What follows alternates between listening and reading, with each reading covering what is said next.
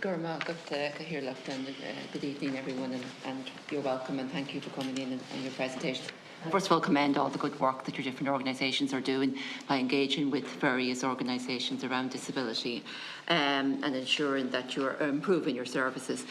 I suppose I have a question that applies to all of you, and I suppose it's around employment within your own organisations, and many people are employed who have a disability within your own organisation, because I think those people then can identify the barriers that exist and can assist others who are applying or using your organisations. Also, accessibility is very important, and frequently we think of accessibility, we think of the built space, but it's actually about digital accessibility, it's about easy read documents. And I know the NDA carry out or monitor compliance with web content accessibility guidelines, and all of your organisations were scored with a percentage. And I'm just wondering how you're addressing that to improve that accessibility. In terms of the space, we're fully accessible in all our sites for both physical disability or visual impairment or whatever disability that you might present with. We are, as I mentioned, very we need to know in advance if anything outside of the standard accessibility measures that we have in place is required, and we have on the special accommodation section of the form an unlimited amount of space there for people to fill the data in, and we accommodate all manners of requests, such as the room might need to be, the light might need to be low, we might need an interpreter, Irish Sign Language interpreter, we might need the parties to speak slower and break within a number of sentences, so it can get very detailed, and every specific accommodation is accommodated once we are aware of it in advance. Where we're not aware of it in advance, our staff are well seasoned at dealing with it's not new to us dealing with the equality legislation, so our staff react very well and are well trained on the day to support anybody who might need support that arrives with something that we didn't realise that would need support. So from that perspective, we have a lot in place.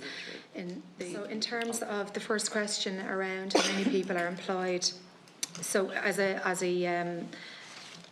office of the Department of Enterprise, Trade and Employment, the overall employment rate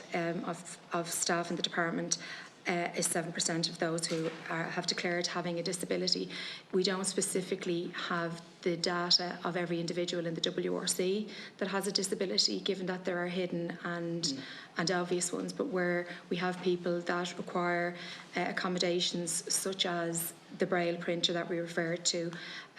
or a space for their assistance dog, we have those accommodations in place for people in our information centre in Carlow in particular. So where there's a physical need, and it's obvious, we know, but we don't have the data on those, unfortunately, that have a hidden disability and haven't requested a specific reasonable accommodation. So as regards our website, I think there's 4 areas identified last year, because each area there's something new, each year there's something new identified, but we covered all those, we've covered off all those areas, and they've all been addressed through that audit as well. It brought up the audit I mentioned, it brought up some areas as well, and they were covered. So what are we doing as an organisation to increase the percentage of people applying as well? We are very conscious that people do not declare when they apply that they have a disability, because it may well be a hidden disability. But however, people are getting better at that now, and people are becoming more comfortable saying that they have a disability. So from our point of view, we think it's probably 3 to 4 times higher than are declared, just from looking at our own stats. We have a very good relationship with all the disability support organisations who promote us as well, and we're trying to encourage people to apply and to take that chance and apply. And we have set targets in our own corporate strategy,